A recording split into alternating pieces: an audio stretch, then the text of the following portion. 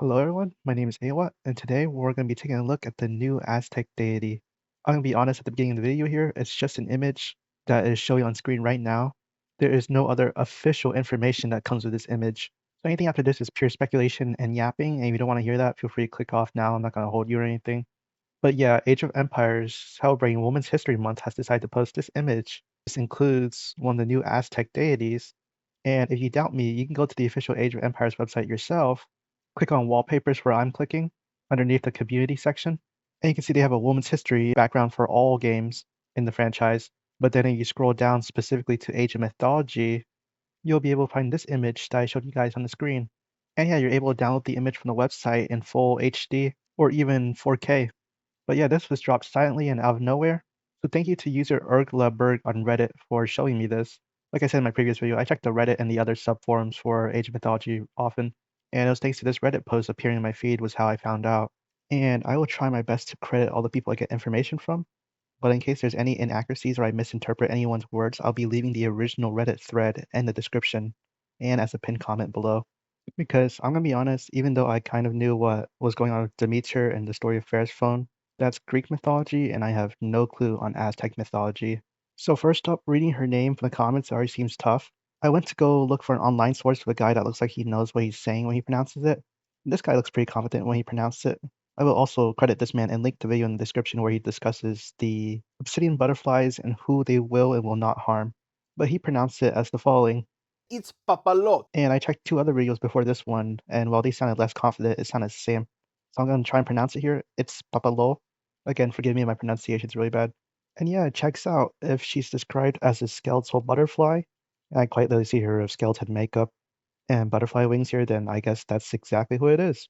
But, take that grain of salt. They didn't say anywhere that this is that person. But I trust the old saying that if it sounds like a duck and looks like a duck, it probably is a duck. Which, speaking of, it'd be pretty cool if they added ducks to the game for the Aztec DLC. I might do a video on that discussion thread where I discuss what kind of wildlife we could see in the Aztec DLC, since I have a custom map maker from the game and all. But yeah, her design definitely looks awesome and menacing. I think the community is gonna like this one more than the Demeter one. I thought the Demeter one was fine, but I know a lot of the community had a bunch of discourse surrounding it.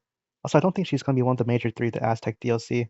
I think she's just gonna be a character you pick when aging up, because we already know the name of two major characters, and while the third one has yet to be announced, I don't think a single person speculated it would be this lady. And also because if you look at the image, all the major characters are in the center circle here, and then the minor choices surround them. So following that trend, this would be another minor character. This user, the Ruined King 1, does make a point that if she's the only one including this image, does that mean she's the only female Aztec character in the selection roster?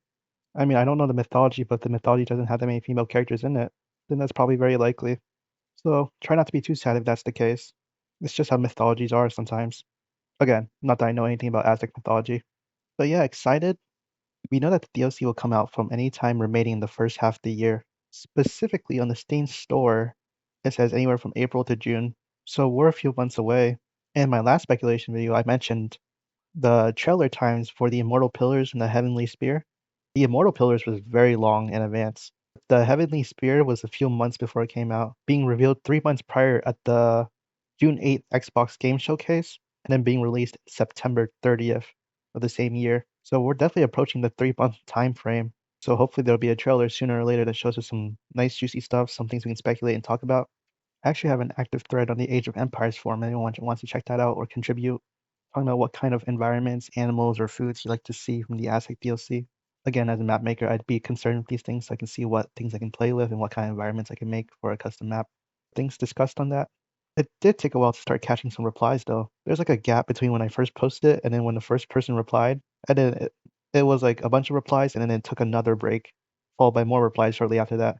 Some funny stuff for sure, but that's it for this news. While we're here though, we can talk about the Blood and Gore DLC. That is expected to come by the end of this month, but it also has no trailer yet. I'm very excited to see what it contains though. Thanks to SK1 for telling me this, but since I make custom maps for the game, I have debugger mode enabled, which tells you if something's wrong in the game. And so for the past update since the Ultimate Supporter Pack, I've been launching the game, and each time I launch the game, it tells me that there's something wrong with spider eggs. And SK1 here says that it is because they're planning to alter how the spider eggs act in the Blood and Gore Act. And that's pretty fantastic because I wasn't even thinking about the spiders being included as part of the Blood and Gore Act. Since they typically just pull down the soldiers off camera, I thought that they would pull down the soldier first, and there would be no reason to add blood to that.